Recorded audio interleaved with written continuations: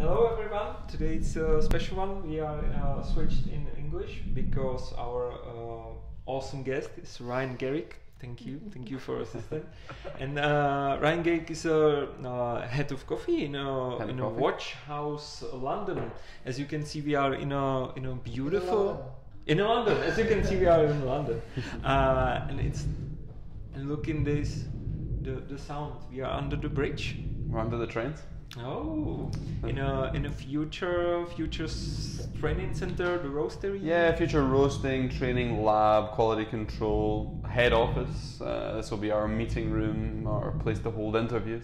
So that's what we're doing. So yeah, the future, I guess, hub of Watchhouse, like where the central kind of heart of the company will be. Watchhouse is. Actually, Watchhouse for me was like new to explore in London, but your company is like growing so fast and in a good way. It's not like the run for no limits, but you look and your company looks like everything is settled up and everything's starting to be more and more like together and cooperating and actually we was in your I think it's one of the newest places in short times. Yeah, so it used to be in another location, much smaller on the same street.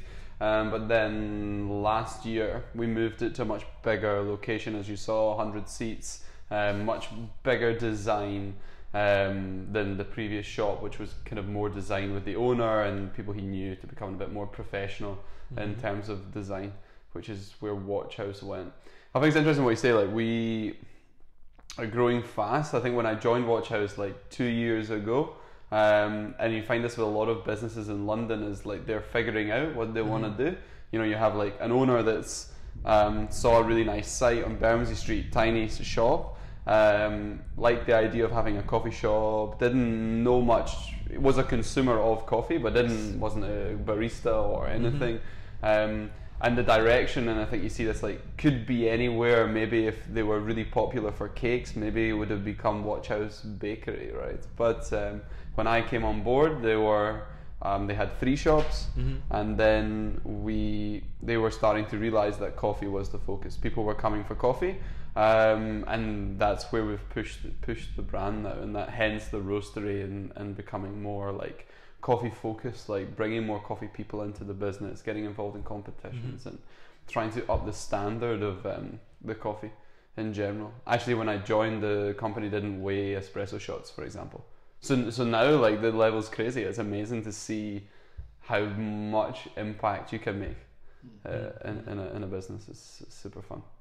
That's actually like answered for our like question, which was we talking about when we were going through the city. You can see like a lot of coffee shops. You can see like a lot of shops in a specialty way, in a non-specialty way. A lot of grocery stores, and you are thinking like, how can they survive? But you are every day in a like huge queues of people waiting their food. So actually you was like working here. You saw how the London is like developing. It's really a long time ago. So I mean the coffee industry wasn't on that level which is like now. So and actually I didn't work in the coffee industry, so I didn't like watch what's happening now, so it was like on the side, like it wasn't my focus, so I can compare the last and then what is happening now. So I think it's evolving. I think I mean of course it's evolving, like in every industry. It's like in 10 years you can see the. What's interesting about London, I think, coming to London from a smaller, so I'm from Glasgow in Scotland, and you guys are from Czech Republic, Prague, Brno or something, and when you come to London, you're naive to the fact that London is a big business place, right? Like, it's big business. So when I came from Glasgow, where most of the coffee shops are owned by a coffee person, right? They were a barista and they saved some money and they opened a coffee shop, or, you know, whatever. They were a bit older and they quit their Monday to Friday job because they had passion for coffee. And when you arrive to London, it's very different. Tends to be, and it's not a bad thing, tends to be more like business opportunity, want to grow shops, want to grow something very big.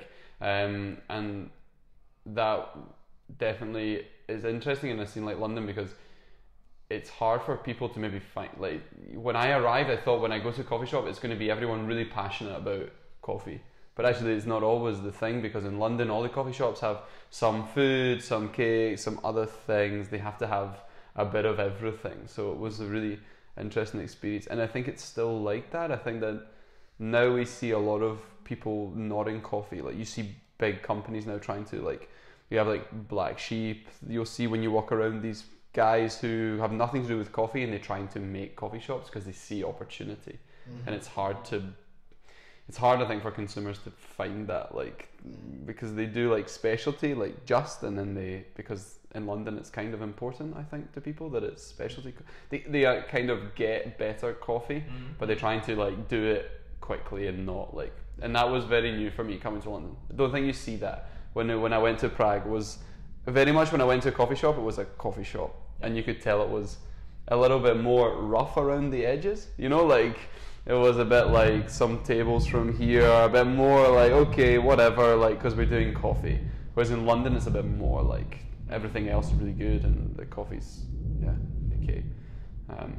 But I think that's exciting because you can bring a lot to the industry here, like, and try and push like coffee to these guys, and like you can have a big impact on the business because you normally have someone above you who's not coffee. So you can have a lot of voice in the business, I think, which is interesting. Yeah. No. My question is if and you said it in a Black Sheep, you can see that they see the opportunity, and I think that in London you can see like lots of shops. They are here because it's the vibe. They want it. They want to be the part, and I think in Czech Republic you can see it starting a little bit now, that someone is open in the cafe just because they know it's cool. They know it's like that's the way we should go.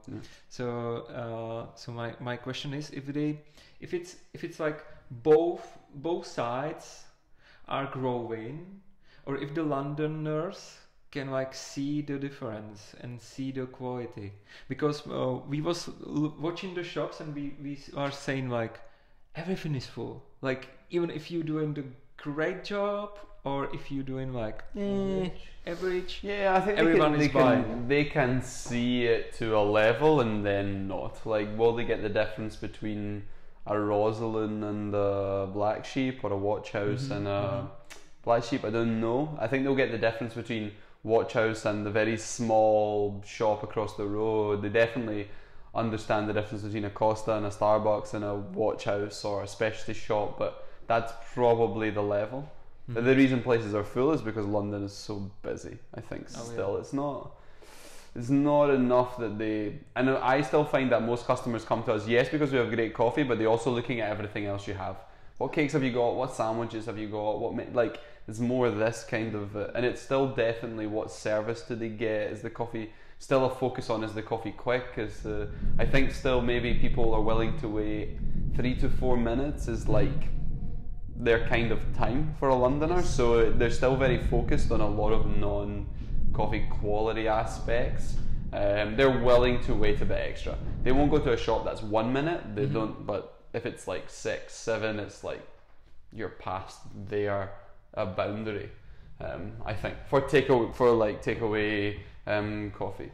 But that's interesting. Takeaway coffee in London is a big thing. Okay. And I found in Prague, and even if I think about back home in Glasgow, it's not that big a thing. It's more come and have a cup of coffee in the shop. But in London, it's more come and have a coffee and go. Yeah, I think it's realistic to say that London's coffee scene is definitely about business, and it relies on the right people falling into the business to make it about coffee, like to be that, like, I think as a head of coffee you're kind of the antagonist, you're kind of like the one trying to keep it like, yes, we need to grow because in London it's expensive, like you need to grow in London, but you're trying to like not fight for the quality but keep the business, the investors like realistic about the growth, and you know, when like trying to keep the balance, it's like a balance between the two. Like you can't not open any shops one year, like it would be very difficult to see that in London, but you're trying to keep them aware of what it means to be a very high level coffee shop. I think this is the biggest difficulty in London, like talking to people who not just in Watchhouse, but if I talk to other heads of coffees, because I know I have a little network of them, and their biggest challenge is making people who want like a really, like Watchhouse wants to have a really high level coffee team, right? Competitions, really skilled baristas, high standards, but maybe the other people in the business don't know what it means to achieve that, like how hard it is to get people to that level. So it's trying to educate in a way the owners and things, and like if you want that, it takes a lot of work, and we have to slow things down, and we have to really focus on people and training. It's not a 3-hour introduction to espresso session and off you go, right? Like it takes a lot of time. Like I can spend 3 hours on distribution with someone and then send them to a shop for a month and see how they're doing, and you make them see that it's a very difficult career to do at a high level. I think that's one of the biggest struggles in London, or not struggles, but yeah, that's kind of the role of the coffee people in the shop. Whereas I think in smaller cities it's more like the person who owns the business or the roastery, like yourself, like they already understand how difficult it is to be excellent at coffee, or how much goes into it. And can you like can you see the potential in your like future barista at the start, that you, and can he see how like hard the job is? Or you have like more people who starting to, I want to be the barista, and then after few like weeks of training they see like, whoa, floating down. I think this is like the biggest challenge is there's a culture, and maybe not just in London, but it's so easy to be a barista. Everyone's a barista, you know, they apply because they did 1 month in a cafeteria and they're a barista, right? Yes. And I have a lot of conversations with people coming in who've been a head barista and they're not even good enough to be a barista, and it's a hard conversation, but I think it's very important before they start to say, look, for us, you're not quite a barista, but we want to get you there. And this is very difficult because people don't, I think even baristas don't see that they're not, I don't want to say they're not good, but they're not good. They've got a lot to learn, because there's no formal training to become a barista. It's not like becoming an accountant, right? You don't go and do a course. So people arrive and they think they know a lot about coffee, and they haven't learned anything. They've just been brought into a business, put on the machine, told like, you know, you do this to grind and do this and it's done, okay? Like, and if it says 30 seconds, it's okay.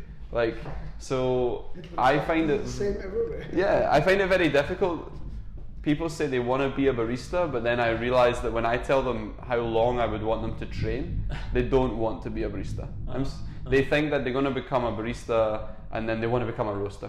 It's like, we're trying to change it so that people want to stay as a barista. It's very different, and try and make it feel like there's a long way, like there's a big journey you can take. Like, it's like bartenders, they can spend years on their shake, right? But baristas don't want to spend years on distribution or years on tamping, because it's not latte art. It's not like sexy or glamorous. It's like, but they don't realize that these are really key skills that are difficult. They're really difficult to be excellent at, especially under pressure like London, like 700 coffees a day, 800 coffees a day. To do it under pressure. But I think a lot of baristas don't want to do that. They want to do the glamorous things. They want to do the latte art. They want to do the cupping. And so something interesting for us is we're obviously cupping today, but we don't focus on dialing in or cupping at all. Maybe not even 6 months. Because for me, I don't need a new junior barista to learn about dialing in. I need them to learn how to dose, how to keep everything clean, drop their shower screens every hour. This is how we steam milk. You know, when you split milk, you always shake the pitcher to catch all the milk on the side, bring 70%, shake, bring 30%. I need you to practice that. I don't need you to know that, you know, I don't need you to get good at sensory assessment. I need you to become a barista. And then we'll talk about sensory. Because what they want to do is the sensory, right? Week 1, I want to do sensory. And that's not how it works. When you become a new bartender or a new chef, the head chef doesn't ask you like how much salt to put in the dish. He wants you to be really good at making steak, right? Like, you just need to train on making medium rare and well done steaks. Like, that's it. That's what we are trying to instill, the right mindset of people who really want to learn barista skills, become excellent baristas. This is like my food soul now. Yeah. You're talking like everything I'm thinking, everything I'm like seeing in the new coffee shops. That there's that people who want to be like rock stars, and they are there for a few months and learned how to pour some kind of swan maybe, and they are like feeling they won the World Cup, but it's in your words, it's about like long and hard work. Yeah. And I hope we can like spread these words to all the people around our community. I think it's hard because I think like Instagram and latte art are dangerous, egos are dangerous, and we have a challenge like going away from the baristas for a second, like to make, especially in London, right, to help owners of coffee businesses who also do food and do everything else understand that for baristas, really they should just be on coffee, like full-time on coffee, to show them that there's a respect that that's what they do, and it's a very difficult job, just like you would respect a chef doesn't come and run the dishes, right? Like maybe in a not so good cafe restaurant, like they just do everything, but it's we need to help bring the mindset where like baristas are baristas, and they need to, and the same as chefs are chefs, and managers are managers, and they need to look after and be respected to do that role, and then they might feel more. But we definitely have a challenge to make baristas understand that their role is not sensory assessment. Certainly not as a junior, we just have that as up to the head barista or senior, but yeah, and I think that dialing in has been too simplified, you know, if it's acidic you need to go, it's so much more than that to properly do it, and we want to build really good foundations, you know, like really good foundations, and I think we're getting there with the culture, and I think it helps with the competitions. You know, people saw Vag competing and how technically excellent he was, like then that's what we tried to train, like a lot, like just cleaning portafilters for days, and anytime there was a coffee ground I would tell him there's a coffee ground, I'm going to take a point, and now like, and okay, it's not as exciting as the Swan or whatever, but it makes you a better barista. But it helps having people like that to bring the cup. But it's definitely hard because people want to go, and they don't like when they come and they were a barista in a coffee shop working on the coffee machine, and I tell them they're not going to touch the coffee machine for 2 months maybe, they're going to be a bar back, and they're like, I don't want to do that. It's like, that's fine. So we're done. I don't know, like, but it's super important because then we find amazing people who come and start as a bar back and spend 2 months as a bar back, and they help the baristas. Will give them the shower screens to clean every hour and give them back and screw them back in, and they'll learn things. And when we induct them, we start by opening a grinder and teaching them, like, this is a grinder, like this is what it is, like these must be sharp, like the bars must be sharp, this is the inside of a coffee machine, this is what it looks like. You're not going to touch it, but you're going to understand the equipment. And we then find that those people become very good baristas. So it pays off for them, but it's really hard because they're just like, I just want to pour some swans and taste some espresso and adjust the grinder. It's like, it's not what we want. It's not what we're looking for. Great, well, we have some amazing latte artists in the company, like for sure, but we don't start with that. Yeah, but it's really tough. How do you sell that to someone? You know, like it's hard. Like, you know, if you go to a not so good restaurant, then sure, they might let you make a dish, but you're probably going to learn more making salad at the Michelin star restaurant. They're going to teach you a lot more things that you would never, details you would never learn. but it's really hard because people, especially now with, I don't think it's Brexit, but I think like it's hard to find staff. So coffee shops, and of course they need to have people. So in London you can always find a coffee shop. Like these people can always go and work on a machine. So it's hard to attract them because they're like, well, this guy said I can be a senior barista right away. It's like, that's okay, but I mean, I'm not going to take you on as a senior barista. And they normally might make that decision, but it's difficult to, you know, there's no like, definitely the power is with the baristas and employees in general because they have so much choice in London to work. I mean, you saw the coffee shops, right? So they can work anywhere, like really easy. And that's a challenge. And is it the same in Prague or? I don't know. I think it's kind of the same stuff. It's like it's really hard to get people who can work on that, like at the beginners parts of the barista work. Like everybody wants just be behind the machine, and you know, and nobody like thinking about how to like start with the learning stuff, you know. Like, they don't understand the basic things, and they like jump them, and they won't already start making the coffee. But if you don't understand how the coffee should be making, then it's really hard.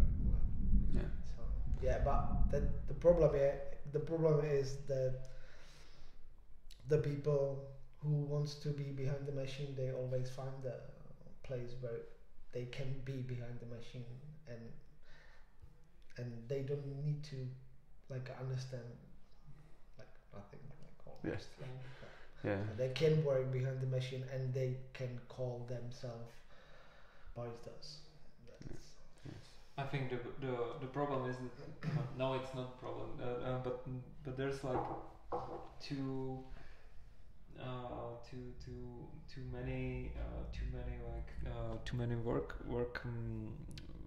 jobs. Like there's too many jobs that you can always like find something. So people don't like thinks they deserve it or something like that. They cannot wait. They cannot like work on their skills.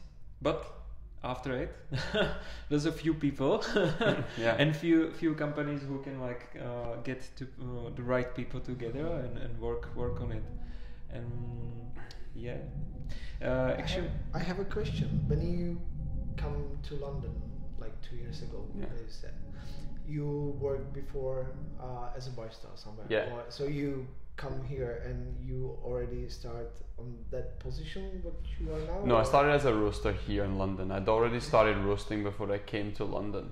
But now when I look back, I think I went through that thing of not being taught how to really be a barista, and then when I came to London, and so my first job was a roaster, but then when I came to Watchhouse I started getting more behind the bars again and starting to learn more, like, and still learning now.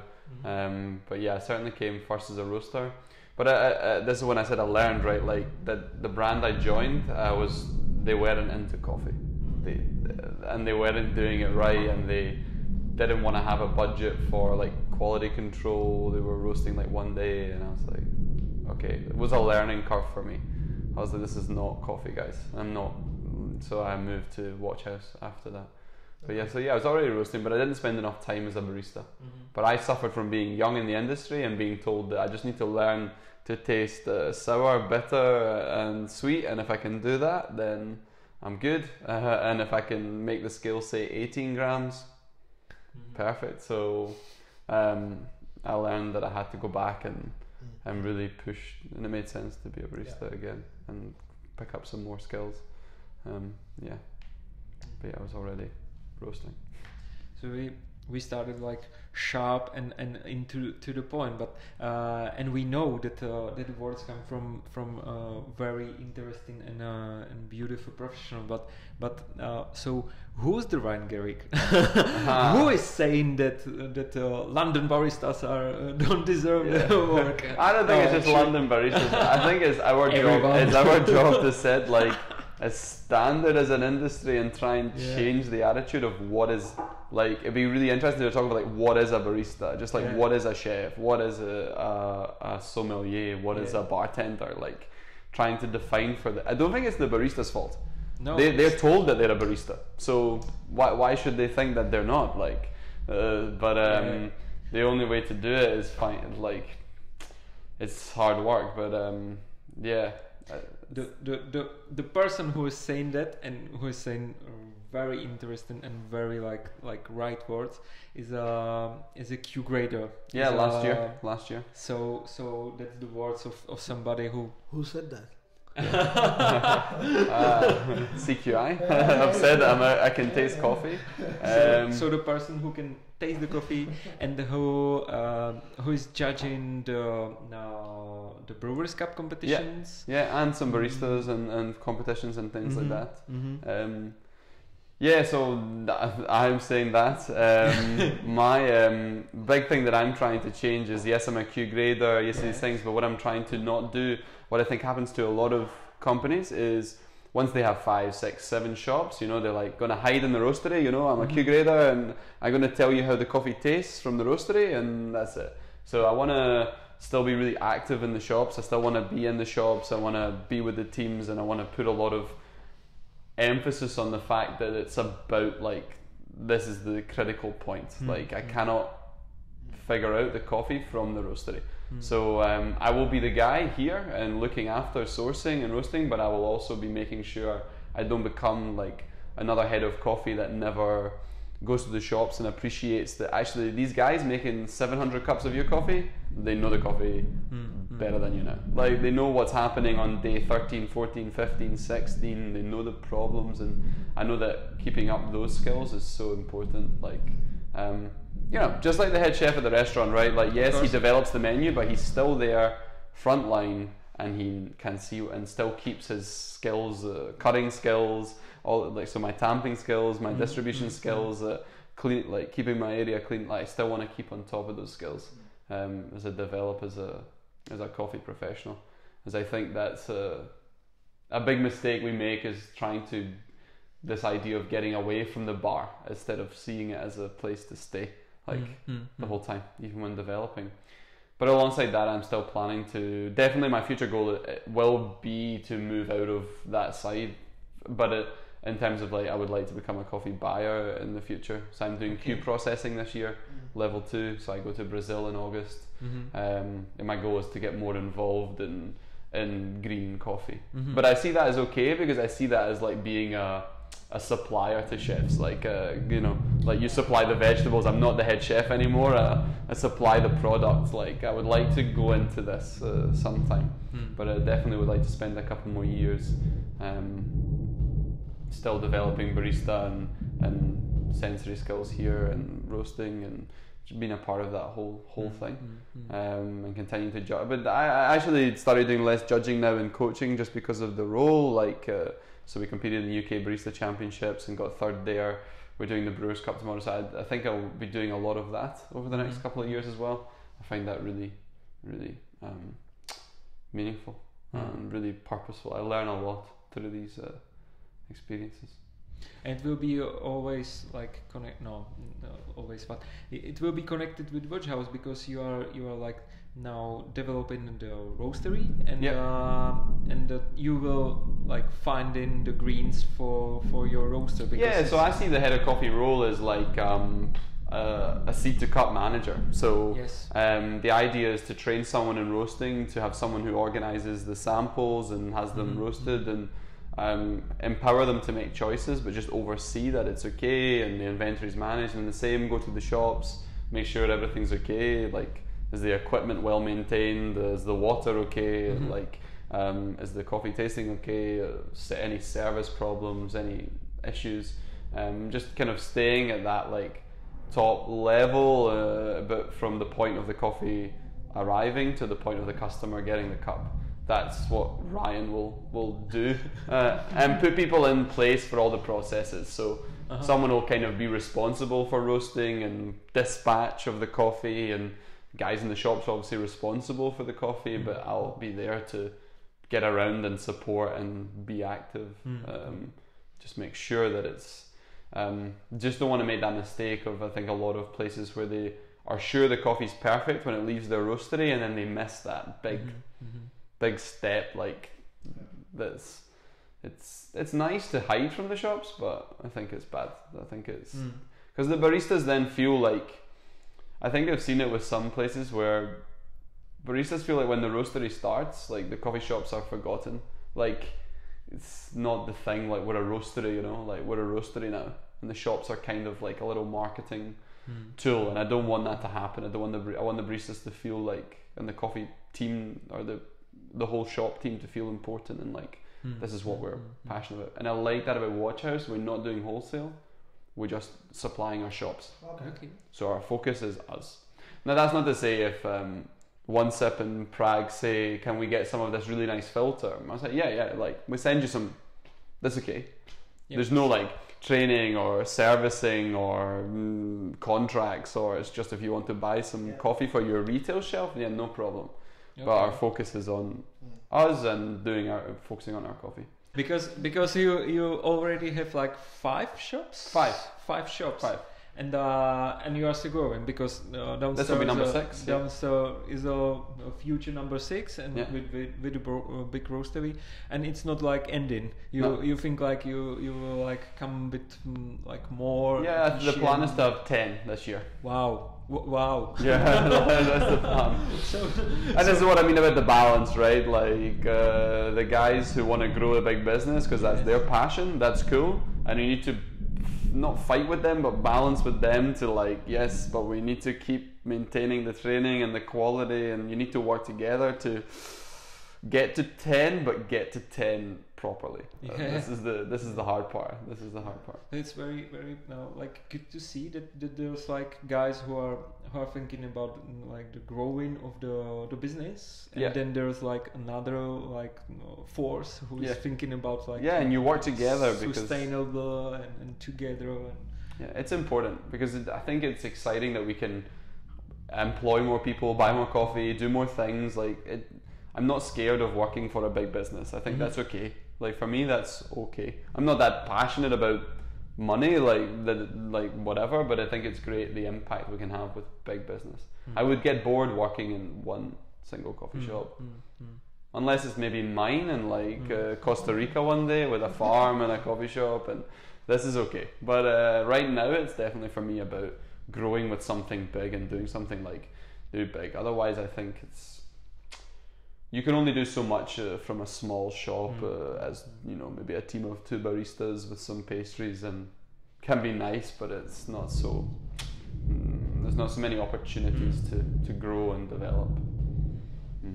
So actually, you are like traveling to not the coffee origins in this moment, but you are traveling to another cities to see the different cultures through the coffee. Yeah, that's super interesting. Because you are judging the Brewers Cup, as we were talking about before, and so you was in Czech Republic. Woo-hoo-hoo. I was in Prague and for the Brewers Cup, and a really interesting gym hall. With up on the stage, and it was super fascinating, right? It was Sokol. It was Sokol Zlichov, very out. It was of the super funny because city. you had to go up to the stage, like when you were at school, you know, and it was assembly, we call it, and you sit and watch the drama performance, and you go up, and it was super nice. I thought that was super. I'm going to Slovakia at the end of March as well. Yeah, because for me it's really interesting to see. What is happening elsewhere? What is the minds? You know, what are people doing? Right? I want to get more experience and see what is the level here and why, and not be caught in the London bubble. So, like, I've judged, I've coached, I've competed, I've seen all the sides. So now I want to try and see what's happening. And Prague was really interesting because I think I've said to you before, when I went, I was like, I want to taste some like big coffee, like 90 plus coming, like can't wait, like brewer's cup, open service. And it wasn't like that, and I thought a lot about that. And initially I thought about being very grateful, because we talked about being part of a bigger business where there's then the opportunity to buy big coffee, you have some money and you can do some really, you can get these things, and people in London have this, right? Because there's the businesses and they have access as well. You need the contacts, like who do you call to get these big coffees?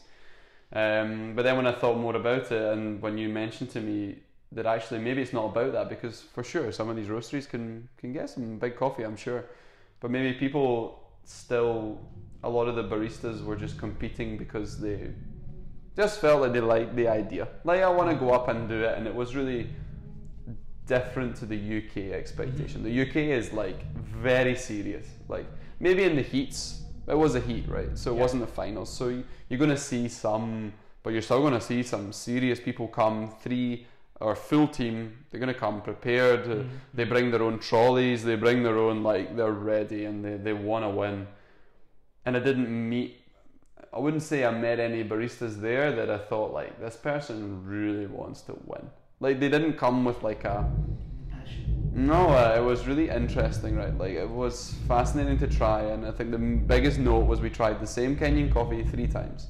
Out of what we tried, maybe 12 competitors over 2 days. Yeah. And I think that coffee was there 4 times from the same roastery, double shots. Yeah.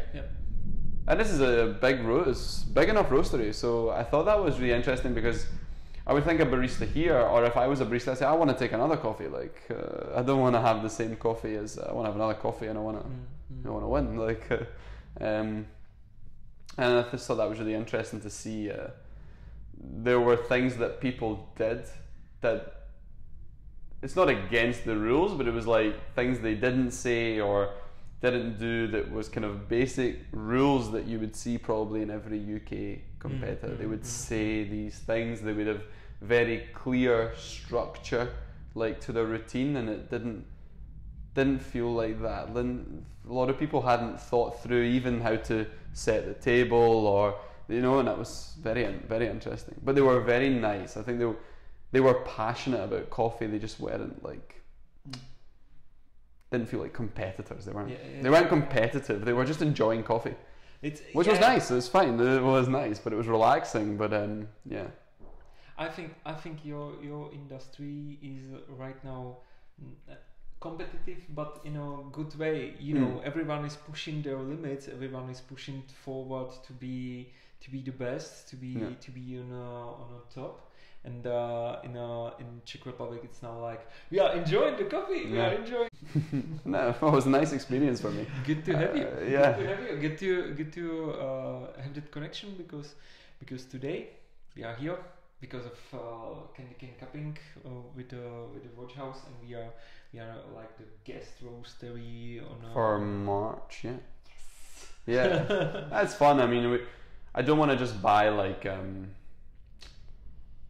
We talk about being able to have impact, and I think like a lot of people, they have guest programs and they buy like a coffee from Kelowna, or they buy coffee from 5 Elephant, which is fine, right? And we've had those coffees, but I think it's nice to go and find roasteries and who are doing great coffee and have them, right? And we sell a lot of coffee, so it can be a really nice thing. And there's more roasteries out there than I'm tired. Even when you walk around London, everyone has 5 Elephant, Roundhill, and I don't know, the Barn. Yeah. It's boring. There's thousands of roasteries, right? Actually, the same in Czech. It's super boring. Like, why? Kind of.